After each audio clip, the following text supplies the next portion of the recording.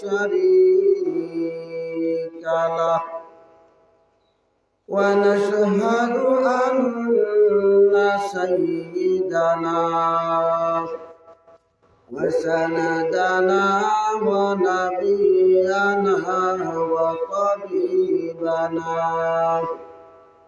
وطبيب قلوبنا ومولانا محمدا عبده ورسوله صلى الله تعالى عليه وعلى آله وأصحابه وبارك وسلم تسليما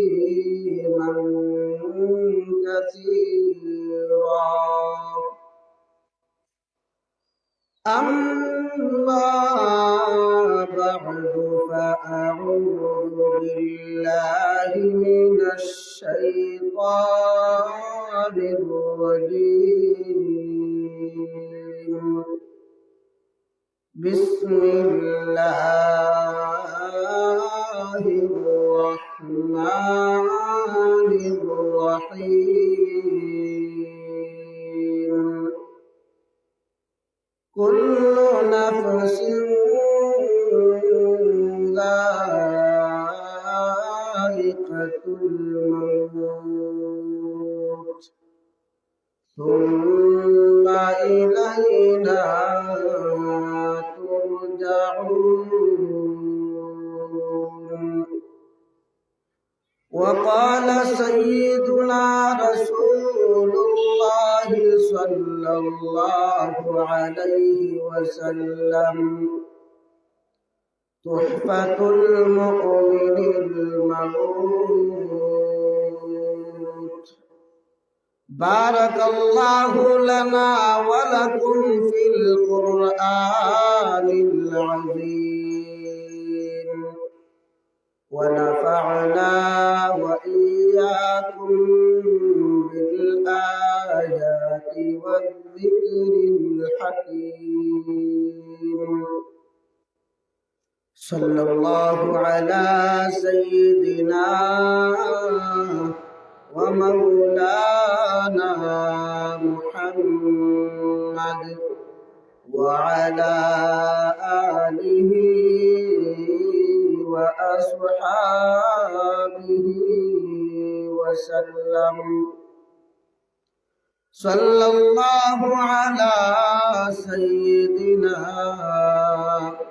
ومولانا محمد وعلى آله وأصحابه وسلم यहाँ हम सब मुसाफिर हो वही आखिर ठिकाना यहाँ हम सब मुसाफिर हो वही आखिर ठिकाना कोई आगे रुआना हो कोई पीछे रुआना ला इलाहा इल्लल्लाह ला इलाहा इल्लल्लाह ला इलाहा इल्लल्लाह मुहम्मदुर रसूलुल्लाह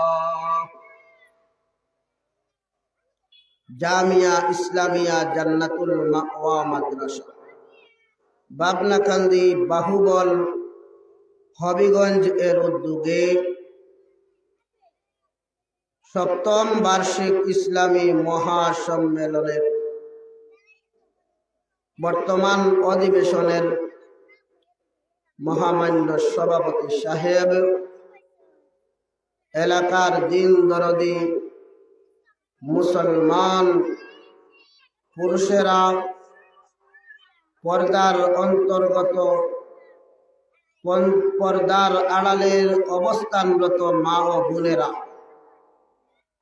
আমি আপনাদের এলাকায় একেবারে নতুন,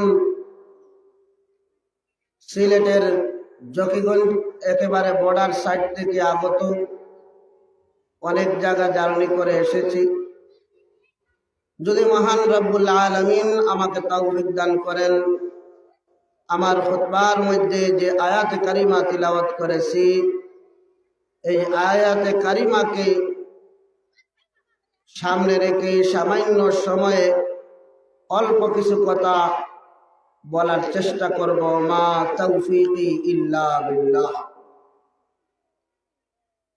প্রিয় মুসলমানেরা, আজ আমরা মুসলমান জাতি চতুর্দিকে নির্যাতনের শিকার হচ্ছি।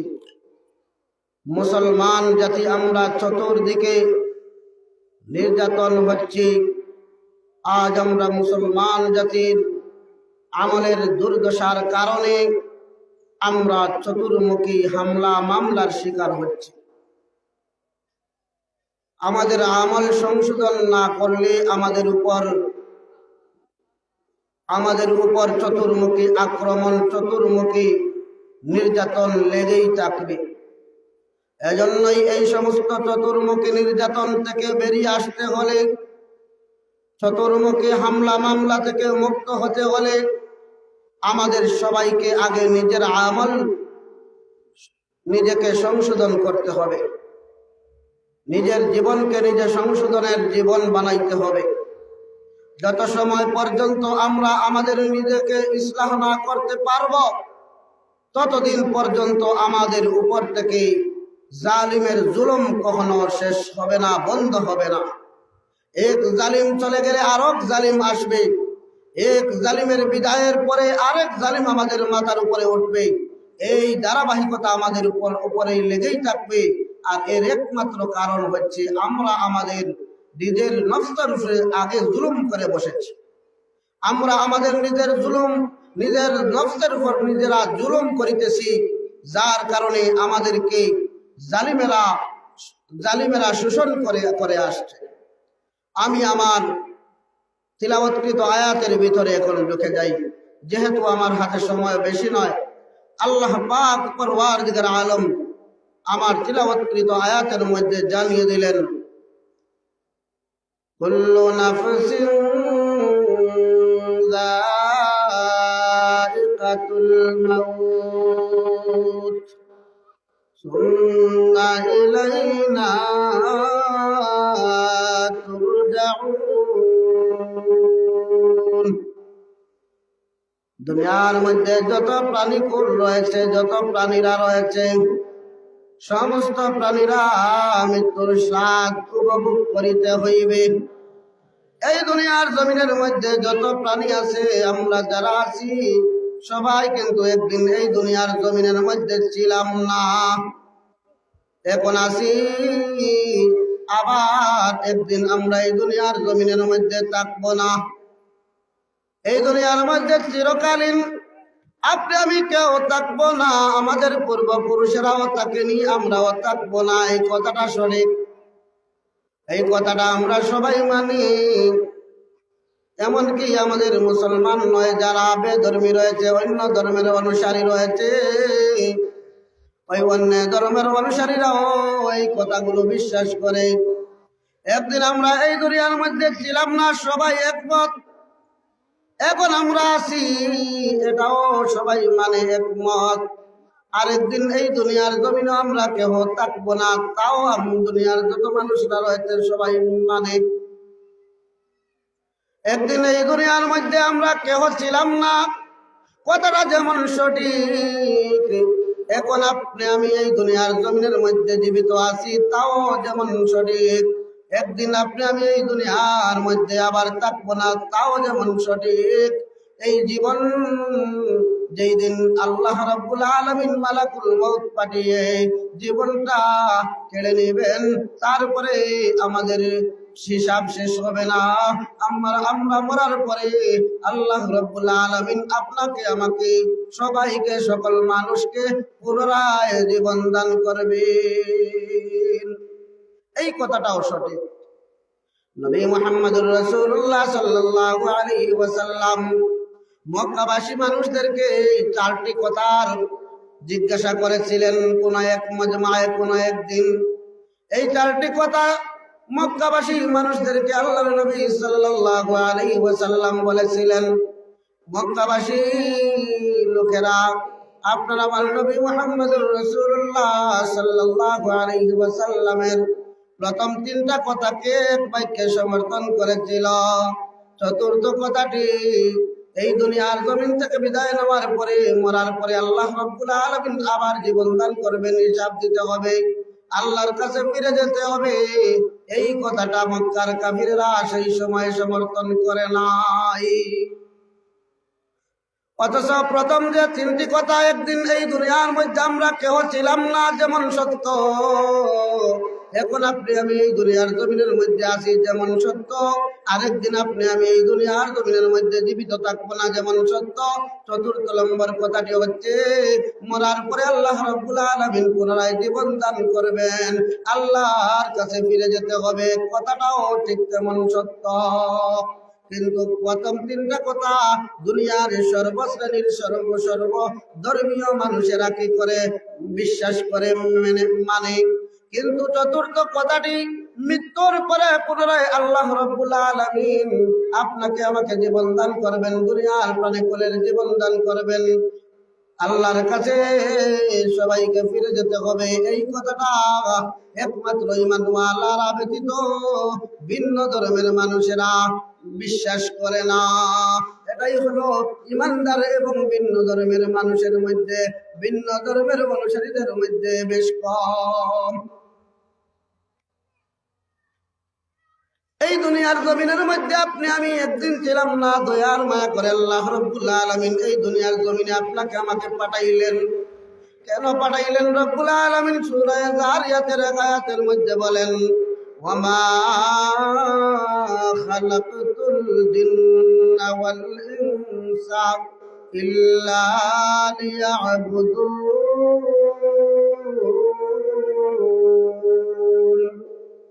আমি জিন এবং মানুষদেরকে একমাত্র আমি আল্লাহর ইবাদত বন্দেগী করার জন্য এই দুনিয়ার মধ্যে পাঠাইছি। এটা হলো আল্লাহর কালাম, আল্লাহর কথা।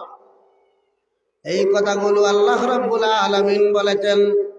আল্লাহ রাব্বুল আলামিন যতটা কথা বলেছেন কোরআনুল কারীমের মধ্যে এবং হাদিসে কুদসির মধ্যে, সব কথাগুলো একেবারেই সঠিক, সব কথাগুলো সঠিকের উপর সত্যের উপর মহাসত্য, এর মধ্যে কোনো সন্দেহ নাই। যে সন্দেহ করবে তার ঈমান চলে যাওয়ার সম্ভাবনা রয়েছে। আল্লাহর কালাম কুরআনুল কারীমের প্রতিটি শব্দ, কুরআনুল কারীমের প্রতিটি কথা একেবারে মহাসত্য। এই কথাটার বিশ্বাস স্থাপন করা ঈমান, আর বিশ্বাস না করা ঈমান বহির্ভূত কাজ। ও বাবডাকান্দি এলাকার মুসলমানেরা, আজকে আপনাদের এই এলাকার একটি মাদ্রাসার উদ্যোগে বার্ষিক মাহফিল, এই মাহফিলটা আপনাদের জন্য একটা বড় নিয়ামত। এই নিয়ামতের কদর করা আপনার আমার জিম্মায় জরুরি। এই নিয়ামতের কদর আপনাকে আমাকে করতে হবে। যদি করেন, আল্লাহ রাব্বুল আলামিন কুরআনুল কারীমের আয়াতের মধ্যে বলেন, লাইন শাকারতুম লাযীদান্নাকুম ওয়া লাইন কাফারতুম ইন্না আযাবি লাশাদীদ। আমি আল্লাহ রাব্বুল আলামিন বান্দা বান্দীদের উপরে যেগুলো নিয়ামত দিয়েছি, ওই নিয়ামতের শুকরিয়া যদি বান্দা বান্দীরা করে, আল্লাহ রাব্বুল আলামিন গুরুত্ব দিয়ে বলিতেছেন লা আযীদান্নাকুম, অবশ্যই অবশ্যই আমি আল্লাহ রাব্বুল আলামিন আমার নিয়ামত বান্দা বান্দীদেরকে আরো বাড়াইয়া দিব। সুবহানাল্লাহ। পক্ষান্তরে আমার নিয়ামত ভোগ করার পরে যদি আমার বান্দা বান্দীরা নিয়ামতের শুকরিয়া আদায় না করে, না শুকর বান্দা বান্দীদেরকে আল্লাহ রাব্বুল আলামিন সম্বোধন করে বলেন ইন্না আযাবি লাশাদীদ, অবশ্যই আল্লাহ রাব্বুল আলামিনের দেওয়া শাস্তি বড় শক্ত। আল্লাহর দেওয়া শাস্তি বড় শক্ত। আল্লাহ রাব্বুল আলামিনের দেওয়া অকৃতজ্ঞ বান্দা বান্দীদের উপর আল্লাহর দেওয়া যে শাস্তিগুলো রয়েছে, এই শাস্তি হলো কঠিন শাস্তির ব্যবস্থা আল্লাহ করে রেখেছে। এজন্যই আমার বার্তা হচ্ছে এলাকার নওজোয়ান ভাইদের কাছে, এলাকার মুরব্বী বাবাদের কাছে, আপনারা রাস্তাঘাটে এলোমেলো না করে সামিয়ানার নিচে চলে আসুন। এই মাহফিল প্রতিদিন হবে না, এই মাহফিল প্রতিদিন হবে না। এই মাহফিলের মধ্যে যারা আজকে আসে দূর দূরান্ত থেকে যে সমস্ত উলামায়ে কেরামরা আসবেন, বয়ান করবেন, তারা কিন্তু প্রতিদিন আপনার এলাকার মধ্যে আসবেন না, বয়ান করবেন না। কথাটা কিন্তু আপনারা বুঝতে হবে। এই কথাটা দিলে রেখে মাহফিলের মধ্যে চলে আসাটা আপনার আমার জন্য, মুসলমানদের জন্য করণীয়। ও বাবনাকান্দি এলাকার মুসলমানেরা, একটু চিন্তা করে দেখুন, আপনার আমার বয়স কত হয়েছে? শাহবালক হওয়ার পর থেকে নিয়ে এই পর্যন্ত আপনি আমি কত নামাজ ছেড়েছি, কত রোজা ছেড়েছি, কত আল্লাহর হুকুমের উল্টা মতো চলেছি, কত আল্লাহর নাফরমানি করেছি, তার হিসাব এবং গণনা আপনার আমার কাছে নেই। কিন্তু আল্লাহ রাব্বুল আলামিন আপনাকে আমাকে এত নাফরমানি করার পরেও একটা দিন একটা ওয়াক্তের খানা বন্ধ করে দেন নাই। আমরা দেখেছি, আমরা জানি, যদি কোনো অপরাধ করে বসি, এই অপরাধের কথা যখন বাবা শুনতে পারেন, ওই অপরাধের কথা বাবা শোনার সঙ্গে সঙ্গে বাবা শাস্তির জন্য, শাস্তি দেওয়ার জন্য প্রস্তুত হয়ে যান। কেন আমার ছেলে এই অপরাধটুকু করলো? বাবার শাস্তির ভয়ে আপনি আমি কি করি না? ঘরের মধ্যে যাই না, বাসার মধ্যে যাই না। ভাইয়েরা যখন পরিবারের বড় ভাইদের কাছে যখন আমার বিরুদ্ধে অভিযোগ যায়, ভাইদের দেওয়া শাস্তির ভয়ে আমি বাড়ির মধ্যে ঢুকতে ভয় পাই। এই সামান্য দুনিয়ার শাস্তির ভয়ে আপনি আমি ঘর ছাড়তে বাধ্য হই সাময়িকভাবে। এরপরে দেখা যায় যখন আপনি আমি যখন ভুল স্বীকার করে বাবার কাছে আত্মসমর্পণ করে ফেলি, আব্বা যা ভুল করেছি আর ভবিষ্যতে করব না, মাফ করে দাও। ভাইকে যখন বলি ভাই যা ভুল করেছি, ভুল করেছি, আর ভবিষ্যতে এরকমের ভুল কাজ করব না, মাফ করে দাও, তখন বাবা তার অবাধ্য সন্তানকে মাফ করে দে, মা তার অবাধ্য সন্তানকে মাফ করে দে, ভাই তার অবাধ্য ভাইকে মাফ করে দে। আল্লাহ রাব্বুল আলামিন এর চাইতে বহু গুণ মায়ার অধিকার রাখেন বান্দা বান্দীদের উপর।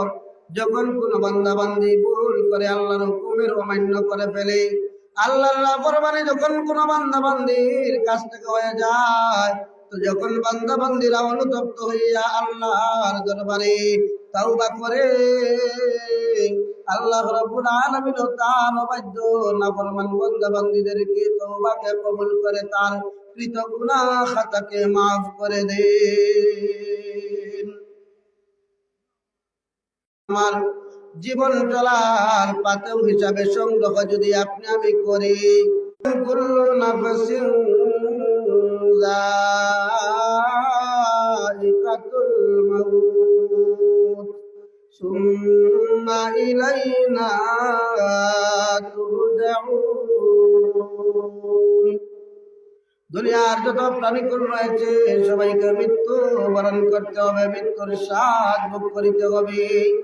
মৃত্যু বরণ করার পরে, মৃত্যু হওয়ার পরে, আপনার আমার মৃত্যু হওয়ার পরে আল্লাহর কাছে আপনি আমি ফিরে যেতে হবে। কি নিয়ে আপনি আমি আল্লাহর দরবারে ফিরে যাব, একটু চিন্তা করার দরকার আছে না নাই? কি নিয়ে আপনি আমি আল্লাহর দরবারে যাব, কি নিয়ে আপনি আমি আল্লাহকে মুখ দেখাবো, সেই আমল আটুকু আপনার আমার আছে কিনা জানার দরকার আছে। সেই আমলটুকু আপনার আমার আছে কিনা জরিপ করার দরকার আছে। যত সময় পর্যন্ত আপনি আমি আল্লাহর আসামির কাঠ পড়ায় আমল নিয়ে হাজির হওয়ার জন্য প্রস্তুত না হব, তত সময় পর্যন্ত আপনি আমি নিঃস্ব অবস্থায় বেঁচে আছি। আমল এমন ভাবে আমল সংগ্রহ করতে হবে যে আমলগুলোর দ্বারা আল্লাহ রাব্বুল আলামিনের দয়া আপনার আমার প্রতি হবে। আমল ছাড়া আল্লাহর দয়া আপনার আমার প্রতি না হওয়া সম্ভব বেশি। আল্লাহ দয়ার দয়া করে মানুষকে কি করবেন?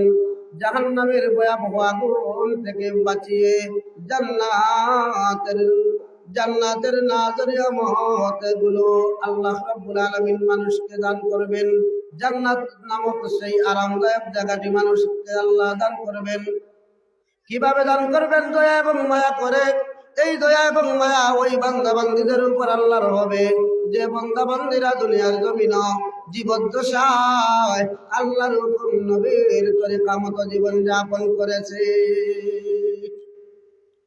আপনি আমি সারাটা জিন্দেগি যদি আল্লাহর হুকুম নবীর তরিকায় জীবন যাপন না করি, আল্লাহর হুকুমের অবাধ্যতা করি, রসুলের তরিকার উল্টো জীবন যাপন করি, ওই নাফরমান বান্দা বান্দির উপর আল্লাহর দয়া আসার সম্ভাবনা নয়।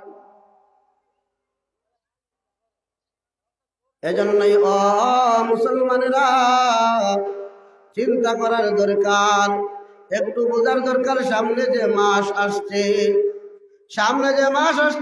ওই মাসটি হচ্ছে আল্লাহর নবীর ফরমান অনুযায়ী ওই মাসটি হচ্ছে উম্মতের জন্য উম্মতের মাস। ওই মাসটিতে যে ব্যক্তি একটি নফল বন্দেগী করবে, একটি নফল আমল করবে, আল্লাহ রাব্বুল আলামিন ওই নফল বন্দেগী করা নেওয়ালা বান্দার আমলনামার মধ্যে একটি ফরজ আমল সম্পাদন করার সমপরিমাণ সওয়াব দান করবেন। সুবহানাল্লাহ। একটি নফল আমল করলে রমজান মাসে আল্লাহ রাব্বুল আলামিন একটি ফরজ আমল করার সমপরিমাণ সওয়াব দান করবেন। আর রমজান মাসে একটি ফরজ আমল আদায় করলে আল্লাহ রাব্বুল আলামিন খুশি হইয়া 70টা ফরজ আদায় করার সমপরিমাণ সওয়াব বান্দাকে দান করবেন, বান্দিকে দান করবেন। এই একটা বিরাট সুবর্ণ সুযোগের মাস চলে আসছে। আমরা এখন থেকে প্রস্তুতি নিতে হবে। আর মাত্র কয়েকটা দিন বাকি আছে। রমজান মাস আপনার আমার সামনে একেবারে, আপনার আমার দরওয়াজার সামনে একেবারে দণ্ডায়মান হয়ে আছে। এই রমজান মাস পাইয়া নবীজি বলেন, এই রমজান মাস পাইয়া আমার উম্মতের যারা নিজের কৃত কর্মের গুনার উপর গুনাহকে সে কি গুনাহ থেকে তওবা করে গুনাহ মাফ হইতে পারলো না, আল্লাহ নবী সাল্লাল্লাহু আলাইহি ওয়াসাল্লাম ওই রমজান মাস পাইয়া যারা আমলনামার মধ্যে গুনাহ থেকেই গেল, ওই ব্যক্তি ধ্বংস হোক, এটাই নবীজি সমর্থন করেছেন। একটা হাদিসের মধ্যে পাওয়া যায় হযরত জিবরিল আমিন আলাইহিস সালাম তিনটা বদদুয়া করেছিলেন। আর আপনার আমার নবী মুহাম্মদুর রাসূলুল্লাহ সাল্লাল্লাহু আলাইহি ওয়াসাল্লাম সেই দুয়ার মধ্যখানে আমিন আমিন বলে সাপোর্ট করেছিলেন। এই তিনটা বদদুয়ার মধ্যে থেকে একটা হচ্ছে, যে বান্দা বান্দি রমজান শরীফ পাইয়া নিজের জীবনের কৃতকর্মের, নিজের জীবনের কৃত গুনাহের উপর গুনাহকে মাফ করাইতে পারল না। জিবরিল আমিন বলেন, ওই ওই ব্যক্তি হালাক আর বরবাদ হয়ে যাক, ওই ব্যক্তি ধ্বংস হয়ে যাক। আপনার আমার নবী আমিন বলেছেন। এজন্যই ও পাবনাকান্দি এলাকার মুসলমানেরা, সামনে যখন রমজান মাস আসছে, ওই রমজান মাসে আপনি আমি কি করতে হবে? নিজের আমল জমাইতে হবে। একটা নফল আমল করলে একটা ফরজের সমান সওয়াব হয়, একটা ফরজ আমল করলে 70টা ফরজ আমলের সমান সওয়াব হয়। একটা নেক আমল করলে ওই নেক আমলটা আল্লাহ রাব্বুল আলামিন 70 গুণ বাড়াইয়া দেন। মান জাআ বিল হাসানাতি ফালাহু আশরু আমসালিহা। অন্যান্য মাসের বেলায়, অন্যান্য সময়ের বেলায় বলা হয়েছে, যে ব্যক্তি কোন একটা নেক আমল করলো, আল্লাহ রাব্বুল আলামিন ওই নেক আমলকে 10 গুণ বৃদ্ধি করে দেন। 10টা সব নেক আমল করার সমপরিমাণ সওয়াব দান করেন। কিন্তু রমজান শরীফের মাহাত্ম্য, রমজান মাসের ফজিলত হচ্ছে একটা আমল করলে একটা আমলের বিনিময়ে 70 গুণ আল্লাহ বাড়াইয়া দেন। অন্য এক riwayat-এর মধ্যে পাওয়া যায় 70 গুণ নয়, 70 গুণ নয়, 700 গুণ পর্যন্ত আল্লাহ রাব্বুল আলামিন বান্দা বান্দির এক একটা নেক আমলের বিনিময়ে সওয়াব বাড়াইয়া দেন। একটা নেক আমল করলে আল্লাহ রাব্বুল আলামিন 700 সওয়াবের ব্যবস্থা করে দেন। 700টা সওয়াব আল্লাহ রাব্বুল আলামিন দান করেন। ও পাবনাকান্দি এলাকার মুসলমান মা বোনেরা, রমজান শরীফ সামনে আসছে, আপনারাও আমল করতে হবে। আপনারা সারাদিন রোজা রেখে জোহরের নামাজের পর থেকে ইফতারের ব্যবস্থায় যদি জোহরের নামাজকে ছেড়ে দেন, ইফতার তৈরি করতে যাইয়া যদি আসরের নামাজ ছেড়ে দেন, ইফতার করতে যাইয়া ইফতার পরিবেশন করতে যাইয়া যদি মাগরিবের নামাজ ছেড়ে দেন, ও মা বোনেরা, সারাদিন রোজা রেখে যে সওয়াব করলেন, তিনটা ওয়াক্তের নামাজ না আদায় করার কারণে, আপনি তিনটা ফরজ ছাড়ার কারণে আপনার আমলের মধ্যে সওয়াব, রোজা রাখার সওয়াবের চেয়ে গুনাহ, 3 ওয়াক্তের নামাজ না পড়ার গুনাহ আমলের মধ্যে জমা হয়ে যাবে। এজন্যই ও মা বোনেরা, সচেতন থাকতে হবে, সচেতন থাকতে হবে। ইফতার তৈরি করবেন জোহরের নামাজ আদায় করার পরে, ইফতারের মধ্যে তৈরি করার কাজ শুরু করেন। আসরের নামাজের সময় যখন হবে, আপনি আসরের নামাজ আদায় করুন, তারপরে ইফতারের কাজ সমাধান করেন। মাগরিবের ওয়াক্ত যখন হবে, তখন ইফতার করে আগে নামাজ আদায় করুন, তারপরে আপনার যে ইফতারের যে বস্তুগুলো দিয়ে ইফতার সাজিয়েছিলেন সেইগুলো আপনি কি করবেন? পাক সাফ করবেন। যদি এই ইফতারের আয়োজন করতে যাইয়া কোনো মা বোন যদি নামাজ ছেড়ে দেয়, রমজান মাসের মতো একটা ফজিলতের মাসের মধ্যে যদি এক ওয়াক্তের ফরজ নামাজ কেউ ছেড়ে দেয়, তাহলে সে বিরাট বড় অন্যায় করে ফেললো।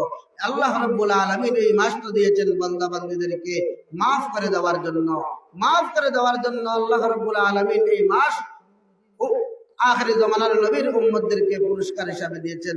এই সব মাসের এক একটা সময়ের, এক একটা মিনিটের, এক একটা সেকেন্ডের অনেক দাম রয়েছে। আমরা যাতে আসন্ন রমজানুল মুবারকের মধ্যে আমরা আল্লাহর হুকুম, নবীর তরিকায় আপনি আমি বেশি বেশি আমল করে আল্লাহকে সন্তুষ্ট করতে পারি। আল্লাহ রাব্বুল আলামিন আপনাকে আমাকে সবাইকে তৌফিক দান করুন। রমজান মাসের হক আদায় করে রোজাগুলো রাখার তৌফিক দান করেন। নেক আমল সংগ্রহ করে অতীত জিন্দেগির কৃত গুনাহ থেকে তাওবা করে আপনাকে আমাকে আল্লাহ যেন গুনাহ মুক্ত করে দেন, সেই ফিকির, সেই চিন্তা ভাবনা নিয়ে, সেই প্রস্তুতি নিয়ে আপনি আমি রমজান পর্যন্ত পৌঁছিতে হবে। আল্লাহর নবী সাল্লাল্লাহু আলাইহি ওয়াসাল্লাম রজব মাস এবং শাবান মাসের বরকতের দোয়া করেছেন। আর রমজান মাস পর্যন্ত বেঁচে থেকে রমজান মাসের হক আদায় করে আমল করার জন্য আল্লাহর রাসূল দোয়া করেছেন, আল্লাহুম্মা বারিক লানা ফি রজব ওয়া শাবান ওয়া বাল্লিগনা রমাদান। রজব মাস চলে গেছে, রজব মাসের কতটুকু বরকত প্রাপ্ত আপনি আমি হলাম জানি না। আল্লাহর কাছে বলি, আয় আল্লাহ, রজব মাস তো অবহেলায় কাটাইয়া দিলাম, রজব মাসের পরিপূর্ণ বারাকাত আমাদেরকে দান করো।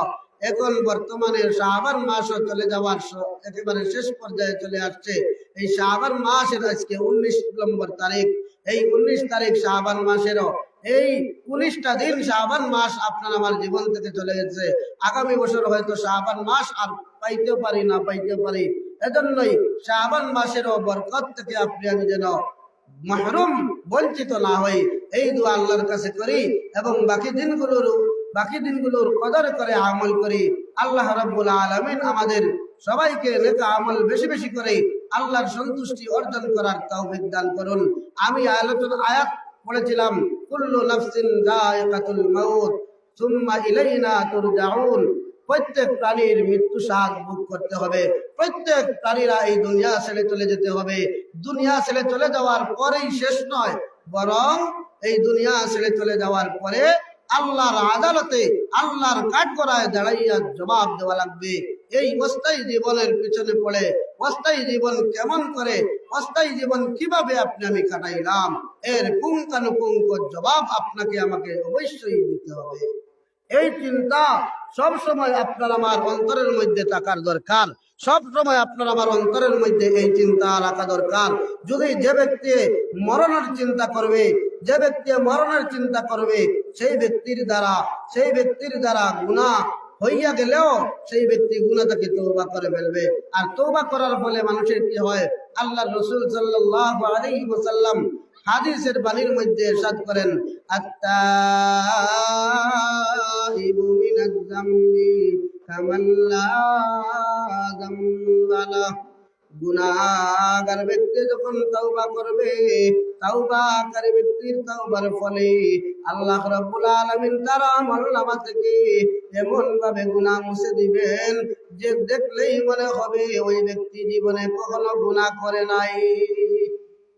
গুনাহগার ব্যক্তি আল্লাহর দরবারে যদি তওবা করে, খাঁটি তওবা, এই খাঁটি তওবা করার ফলে তার আমলনামা থেকে গুনাহ এমন ভাবে আল্লাহ রাব্বুল আলামিন দূর করে দিবেন যে মনে হবে সে কখনো গুনাহ করে নাই। এমন ভাবে আল্লাহ রাব্বুল আলামিন তাওবার মাধ্যমে গুনাহগারের গুনাহকে মুছে ফেলেন। আমরা বেশি বেশি করে রমজানের মধ্যে তাওবা করব, বেশি বেশি করে গভীর রজনীতে আমরা বেশি বেশি করে চোখের পানি ফলাইয়া অতীত জীবনের ঘটে যাওয়া গুনাহগুলোর উপর লজ্জিত হইয়া আল্লাহর দরবারে মাফি চাইব। যদি চাইতে পারি, মাফি চাওয়ার মতো যদি চাইতে পারি, অবশ্যই রব্বুল আলামিন আপনাকে আমাকে মাফ করে দিবেন। আমার আলোচনা একেবারে শেষ পর্যায়ে এসেছে, আমি আর লম্বা আলোচনা করব না। আমার এই এলাকার মধ্যে যার মাধ্যমে এসেছি উনি আমার প্রিয় মায়ার ভাই হাফিজ মৌলানা মুফতি শামসুল ইসলাম সিদ্দিকী সাহেব অত্যন্ত মায়ার আমার এক ভাই। উনি আমাকে এই মায়া করে আপনাদের এলাকার মধ্যে নিয়ে এসেছেন। আমি দোয়া করি আমার এই ভাইটি দিনের দাওয়াত দেন, তিনিও দিনের দায়ী। সারা বাংলার আনাচে কানাচের মধ্যে উনি গিয়ে দিনের পয়গাম মানুষের দ্বারে দ্বারে পৌঁছিয়ে দিচ্ছেন। আমি দোয়া করি আমার ভাইয়ের নেক হায়াত আল্লাহ বাড়িয়ে দেন, আমলের মধ্যে ইলমের মধ্যে আল্লাহ যেন পরিপূর্ণ বরকত দান করেন। আমাদের মতো আরো যারা আছেন আল্লাহ রাব্বুল আলামিন সবাইকে, যারা দিনের দাওয়াত দেন, সবাইকে ইখলাসের সহিত দিনের দাওয়াত মানুষের কাছে পৌঁছানোর তৌফিক দান করুন। আল্লাহ রাব্বুল আলামিন আমাকেও হেদায়েত দান করুন, পরিপূর্ণ হেদায়েত দান করুন। আমার আওয়াজ যতদূর পর্যন্ত যাচ্ছে আপনারা যারা শুনছেন, আপনারা সবাইকে আল্লাহ রাব্বুল আলামিন হেদায়েতে কামিলা নসিব করেন। রব্বুল আলামিন আমাদের সবাইকে সর্বদা দিনের উপর সাবিত কদম রাখেন, এই দোয়া সব সময় করি। আমি আলোচনা করেছিলাম যে আল্লাহ রাব্বুল আলামিন ঘোষণা করেন যে এই দুনিয়ার মধ্যে যত প্রাণীরা রয়েছে সমস্ত প্রাণীরা মৃত্যুর স্বাদ ভোগ করতে হবে। আমিও মৃত্যুর স্বাদ ভোগ করব। মৃত্যুর পরবর্তী কবরের মধ্যে আপনাকে আমাকে কবরের মধ্যে যখন রাখা হবে, এই কবরের সামানা হচ্ছে নেক আমল, কবর পর্যন্ত আপনার আমার আত্মীয় স্বজনরা যাবে। আর মাল ও দৌলত মরার সাথে সাথে মাল ও দৌলত বাড়ির মধ্যে যে জায়গার মধ্যে সম্পত্তি করেছি ব্যাংক ব্যালেন্স করেছি, ব্যাংকের জায়গা ব্যালেন্স জায়গা থাকবে। জমিনের সম্পদ করেছি, জমিনের জায়গা সম্পদ থাকবে। আপনার আমার বিল্ডিং করেছি, বাড়িঘর বানিয়েছি, ওই বিল্ডিংটি বিল্ডিং এর জায়গার মধ্যে থাকবে। আপনি আমি মৃত্যুবরণ করার সঙ্গে সঙ্গে সেইগুলো অন্যের মালিকানায় চলে যায়। আর আপনাকে আমাকে আত্মীয় স্বজনরা 4 কাঁধে বইয়া, আপনার এই 4 কোটি বিশিষ্ট কাঁধে মিলিয়া আপনাকে আমাকে কবরের মধ্যে নিয়ে দাফন করে আসবেন। কেউ আপনার আমার সহযোগী হবে না, একমাত্র সহযোগী হবে আপনার আমার নেক আমল। আপনার আমার নেক আমল বেশি বেশি করতে হবে। দুনিয়ার মধ্যে যত রাজা বাদশারা ছিল, কেউ এই দুনিয়ার মধ্যে বেঁচে নাই। দুনিয়ার মধ্যে যত বড় বড় মানুষরা ছিল, যত বড় বড় লিডাররা ছিল, কেউ এই দুনিয়ার মধ্যে থাকে নাই। আপনার আমার পূর্বপুরুষ যারা ছিল, তারাও এই দুনিয়ার মধ্যে নেই। আপনি আমিও এই দুনিয়ার মধ্যে থেকে চলে যেতে হবে। এজন্যই কোন এক শায়র বলেছেন, এজন্যই কোন এক শায়র তার শেরের বাক্যের মধ্যে বলেছেন,